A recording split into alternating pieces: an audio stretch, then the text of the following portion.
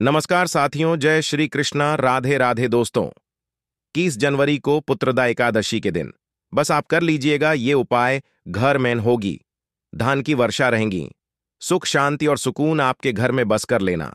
एकादशी के दिन ये उपाय, और आपसे यह निवेदन है कि वीडियो को पूरा देखिए, नहीं तो फायदे की जगह हो सकता है नुकसान। हम आपको वीडियो में पुत्रदा एकादशी की कथा और महत्व उपाय भी बताएंगे। शुरू करते हैं। सुबह 07:14 21 जनवरी 2024। त्रिग्रही योग। इस दिन बुध, मंगल और शुक्र धनु राशि में विराजमान रहेंगे। इससे त्रिग्रही योग बनेगा। ऐसे में इस दिन विष्णु पूजा करने से मां लक्ष्मी प्रसन्न होंगी। पौष पुत्रदा एकादशी के उपाय। पौष पुत्रदा एकादशी के दिन तुलसी की माला से संतान गोपाल मंत्र ओम देवकी सुत गोविंद वासुदेव जगतपते देहि में तनयं कृष्ण त्वामहम शरणम गथा का 5 माला जाप करना चाहिए।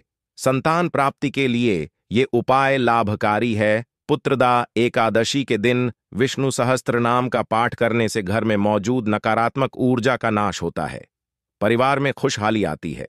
भगवान विष्णु को पीले रंग के फूलों की माला पहनानी चाहिए। चंदन का तिलक श्री हरि के मस्तक में लगाना विशेष फलदायी रहता है।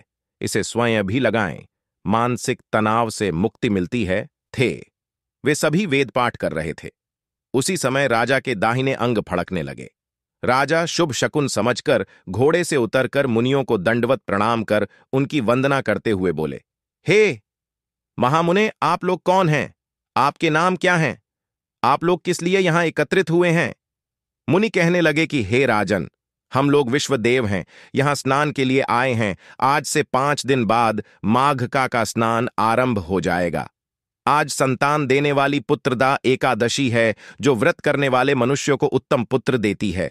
तुम्हारी क्या इच्छा है, वो कहो। यह सुनकर राजा बोले, हे विश्वदेवगण, मेरे भी कोई संतान नहीं है। यदि आप मुझ पर प्रसन्न हैं तो पुत्र प्राप्ति का उपाय बताएं।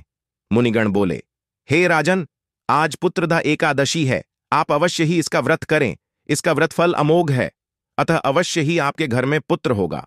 मुनि के वचनों को सुनकर राजा ने उसी दिन एकादशी का विधिवत व्रत किया और द्वादशी को पारणा करके मुनियों का आशीर्वाद प्राप्त कर वापस घर आ गए। कुछ समय बीतने के बाद रानी ने गर्भ धारण किया और प्रसव काल आने पर उनके एक पुत्र हुआ। वह राजकुमार अत्यंत शूरवीर, यशस्वी और प्रजापालक हुआ। श्री कृष्ण ने कहा, युधिष्ठिर, जो मनुष्य इस माहात्म्य को पढ़ता या सुनता है उसे अंत में स्वर्ग की प्राप्ति भी होती है। पौष पुत्रदा एकादशी पर 5 दुर्लभ संयोग संतान प्राप्ति के लिए करें ये काम। श्री हरि होंगे प्रसन्न। पौष पुत्रदा एकादशी इस बार बहुत खास। इस दिन 5 अद्भुत योग का संयोग बन रहा है। श्री हरि की कृपा से साधक पर लक्ष्मी जी मेहरबान रहेंगी। जाने पौष पुत्रदा एकादशी के शुभ योग। पौष पुत्रदा एकादशी पर 5 दुर्लभ संयोग संतान प्राप्ति के लिए करें ये काम। श्री हरि होंगे प्रसन्न। पौष पुत्रदा एकादशी 2024। पौष पुत्रदा एकादशी 21 जनवरी 2024 रविवार को है। इस बार पुत्रदा एकादशी बहुत शुभ संयोग लेकर आ रही है, जो समृद्धिदायक होगा। इस एकादशी पर व्रत करने वालों को मां लक्ष्मी और नारायण का आशीर्वाद प्राप्त होगा। एकादशी पाप कर्मों से मुक्ति दिलाने वाला व्रत है। इसके प्रताप से हर संकट दूर होता है। श्री हरि की कृपा से सारे दोष खत्म हो जाते हैं और व्यक्ति मृत्यु के बाद मोक्ष को प्राप्त होता है। संतान सुख की कामना के लिए पौष पुत्रदा एकादशी व्रत बहुत खास माना गया है। ऐसे में इस दिन बन रहे दुर्लभ संयोग व्रती की पूजा व्रत का 2 गुना फल प्रदान करेंगे। जाने पौष पुत्रदा एकादशी व्रत का शुभ योग, मुहूर्त और महत्व। पौष पुत्रदा एकादशी 2024 शुभ योग। पौष पुत्रदा एकादशी के दिन 5 दुर्लभ योग सर्वार्थ सिद्धि, अमृत सिद्धि, ब्रह्म योग, शुक्ल योग और त्रिग्रही योग का संयोग बन रहा है। सर्वार्थ सिद्धि योग प्रातः 03:09 सुबह 07:14 21 जनवरी 2024। ब्रह्म योग 21 जनवरी 2024 सुबह 10:02 22 जनवरी 2024 सुबह 08:47। शुक्ल योग 20 जनवरी 2024 रात 7:06 21 जनवरी 2024 रात 7:06। अमृत सिद्धि योग प्रातः 03:09। कब है पौष पुत्रदा एकादशी? जानिए महत्व, पूजा विधि और कथा। पौष शुक्ल पक्ष की एकादशी को पुत्रदा एकादशी के रूप में मनाया जाता है। संतान की इच्छा रखने वाले माता पिता के लिए यह व्रत श्रेष्ठतम वरदान की तरह है। शास्त्रों के अनुसार पौष शुक्ल पक्ष की एकादशी को पुत्रदा एकादशी के रूप में मनाया जाता है। संतान की इच्छा रखने वाले माता पिता के लिए यह व्रत श्रेष्ठतम वरदान की तरह है।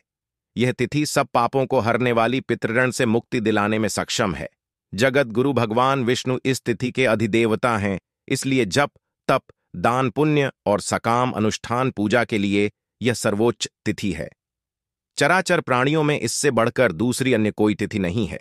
कैसे करें व्रत? इस दिन व्रत रखकर स्नान ध्यान करके भगवान विष्णु की भक्तिपूर्वक षोडशोपचार विधि के द्वारा एयूएम नमो भगवते वासुदेवाय इस अमोघ मंत्र द्वारा पूजन सामग्री अर्पित करना चाहिए। पूजन के मध्य भी इस मंत्र का जप करते रहना चाहिए। समापन के समय श्रद्धा भाव से इस मंत्र के द्वारा जनार्दन की प्रार्थना करना चाहिए। एकादश्या निराहार स्थित्वा हम परेहणि भोक्ष्यामि पुंडरीकाक्ष पुत्रम में भवाच्युत, अर्थात हे कमलनयन भगवान अच्युत, मैं एकादशी को निराहार रहकर दूसरे दिन भोजन करूंगा, आप मुझे उत्तम पुत्र दें, ऐसी प्रार्थना करनी चाहिए। दिन भर सात्विक रहते हुए झूठ बोलने, क्रोध करने और दूसरों को हानि पहुंचाने से बचना चाहिए। इस प्रकार व्रत करके एकादशी के महात्म्य की कथा सुनना चाहिए। पुत्रदा एकादशी व्रत कथा शास्त्रों में इस व्रत के महात्म्य की अनेक कथाएं हैं, किंतु पद्म पुराण में भगवान कृष्ण ने युधिष्ठिर के द्वारा पुत्रदा एकादशी के विषय में पूछे गए प्रश्न के जवाब स्वरूप ये कहा, भद्रावती पुरी में राजा सुकेतुमान राज करते थे। उनकी रानी का नाम चंपा था। राजा सुकेतुमान के विवाह के बहुत काल बीत जाने पर भी कोई संतान सुख प्राप्त नहीं हुआ, जिसके कारण पति पत्नी सदा इस बात से चिंता शोक में डूबे रहते थे। उनके पितर भी चिंतित रहते थे कि राजा के बाद कोई ऐसा नहीं दिखाई देता जो हम पतरों का तर्पण करा सके। यह सोचकर पितृगण भी दुखी होने लगे। एक दिन राजा बिना पुरोहित आदि को सूचित किए गहन वन में चले गए। वहां जंगली जीवों को देखते और घूमते हुए कई घंटे बीत गए। राजा को भूख प्यास सताने लगी। निकट ही उन्होंने एक सरोवर देखा। उस सरोवर के चारों तरफ मुनियों के आश्रम बने हुए। एक बार धर्म व लक्ष्मी में बात ही बात में बहस होने लगी। धर्म बोला, मैं बड़ा हूं, मेरे बिना सब कुछ बेकार।